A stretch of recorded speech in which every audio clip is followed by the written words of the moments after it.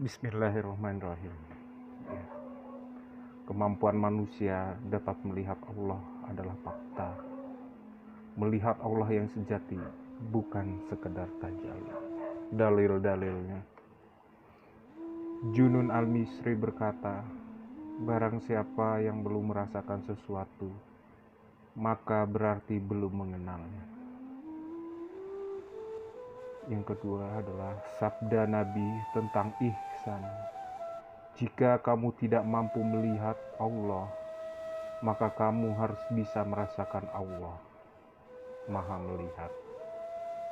Ya, di dalam makom ihsan ini, jika kamu tidak mampu melihat, artinya kalau kalimat ini ada, berarti ada kemungkinan kita untuk melihat Allah. Makanya Nabi mengatakan jika kamu tidak mampu,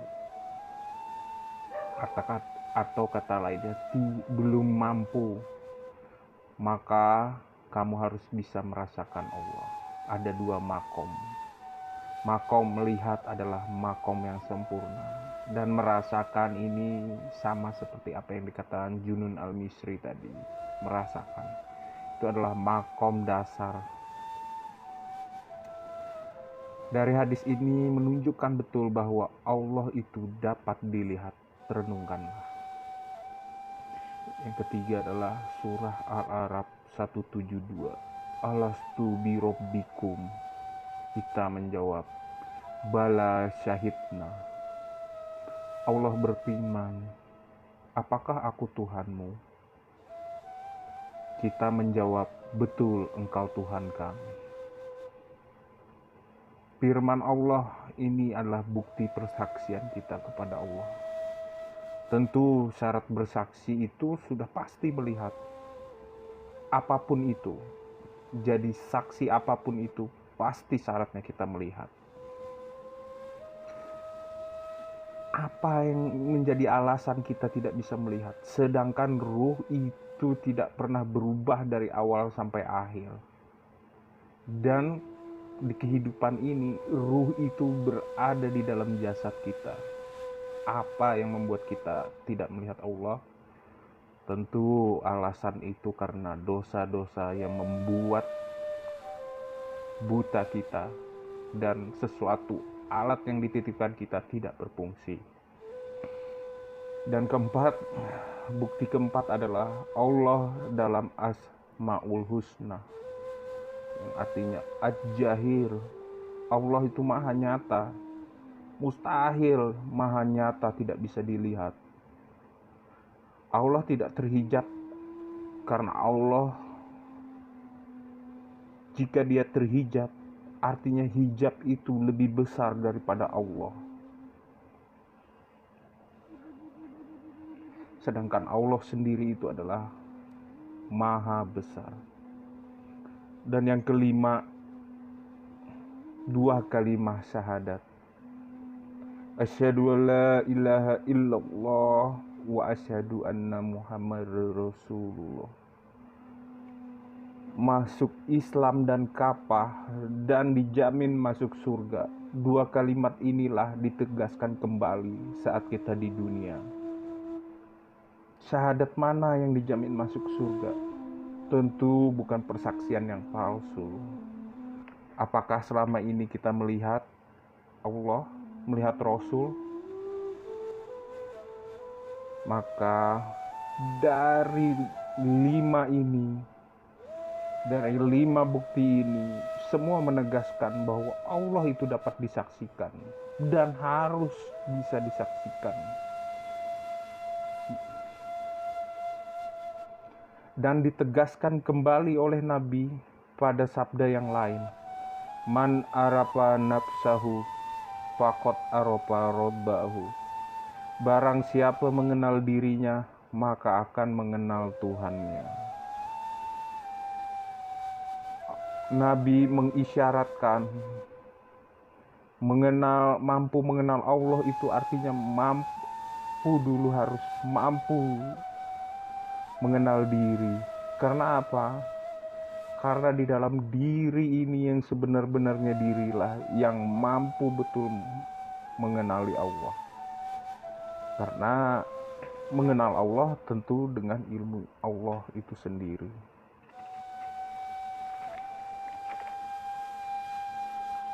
Tentang melihat Allah ini bukan menggunakan dengan mata.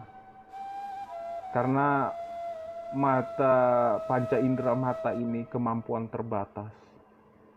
Melihat dengan alat yang lain. Contoh kecil saja. Ketika kita bermimpi, mata terpejam. Yang mana yang menangkap visual atau gambaran? Apakah mata? Sedangkan mata ini terpejam. Tentu jawabannya bukan mata.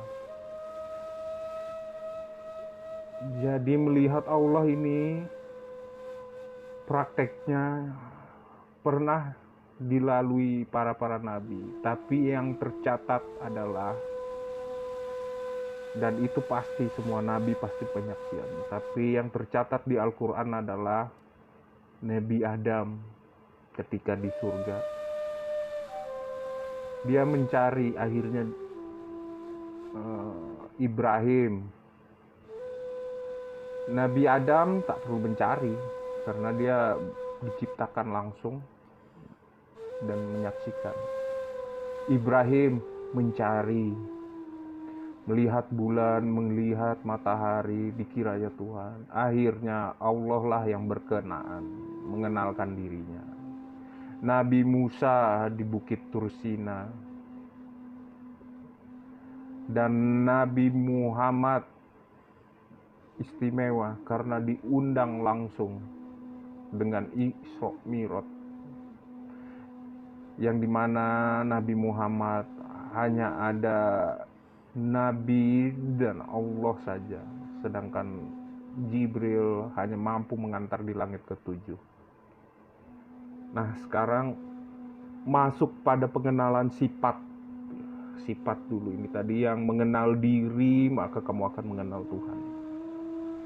Banyak para pejalan yang stop dan kagum pada pengenalan sifat ini. Banyak pula yang jadi Fir'aun karena salah dalam teori pengenalan sifat ini. Agar tidak terjerumus, yang perlu diketahui dan merupakan rumus pasti, di dalam diri ini ada yang menjadi rumus pasti adalah dua hak Allah, dua hak hamba. Sehingga harus dicari apa yang menjadi hak Tuhan dan hamba itu. Tentu dicari kepada guru yang sudah alim dan aribillah. Sehingga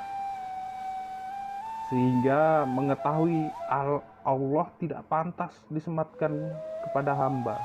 Karena ada dua hak ini yang menempel pada diri. Jadi kalau sudah mengenal diri nanti, artinya Allah mengajak kepada si hamba dalam perbuatan, duduknya pada ilmu. Cluenya agar menjadi matching, agar dia bersatu atau manunggaling, carilah apa yang menyatukan Allah dan hamba ini. Nah, kalau sudah kenal diri, jangan stop sampai di sini saja. Kalau sampai di sini mengenalimu, sedangkan tidak mengenal zatnya, mana oknumnya? Sedangkan Allah itu merupakan ada beberapa syarat agar dia itu bisa dikenali Tuhan. Tentu kalau ilmu saja yang dikenali itu belum kesempurnaan. Allah tanpa wujudnya, tanpa tanda kutip wujudnya, di mana yang sejatinya ingin kita lihat? Atau sejatinya saja ilmunya tidak ada, tidak mungkin. Itu bukan Allah. Karena Allah tidak berilmu kan tidak mungkin. Nah, sempurnanya makrifat setelah mengenal asma, lalu di dalam asma ada sifat, diteruskan lagi kepada zat. Sekaranglah finalnya. Pasti ada yang bertanya, bagaimana rupa Allah? Rupa Rupa Allah itu tidak dapat dilukiskan, tidak bisa digambarkan, tidak bisa dijangkau oleh imajinasi, akal maupun pikir. Allah itu tidak bisa dideskripsikan. Jika ada yang bisa mendeskripsikan Allah, rupa Allah, wajah Allah, maka sudah pasti itu bukan Allah. Allah hanya bisa diingat oleh orang yang telah diperkenalkannya. Kita hanya bisa mengetahui duduk zat Allah yang selalu menyertai kita dimanapun kita berada.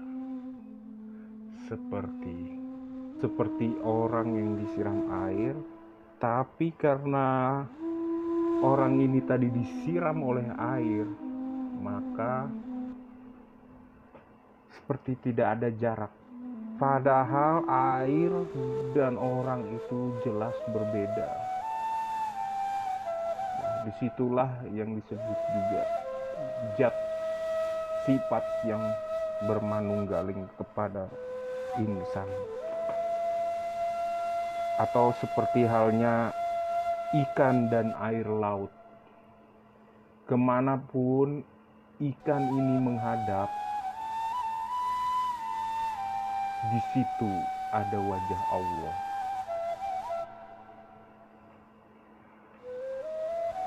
Nah, saudaraku, cukup sekian dulu. Semoga bermanfaat, semoga menjadi renungan kita agar motivasi mencari mursyid. Karena di zaman sekarang ilmu ini sudah mulai langka. Banyak orang yang sudah mengagumi ilmu-ilmu yang membid'ahkan orang. Itulah salah satu motivasi saya berbagi ilmu ini. Jika ada perkataan hamba yang benar, itu pasti datangnya dari Allah. Jika ada salah, itu pasti datangnya dari hamba. Assalamualaikum warahmatullahi wabarakatuh. Salam hamba merdeka.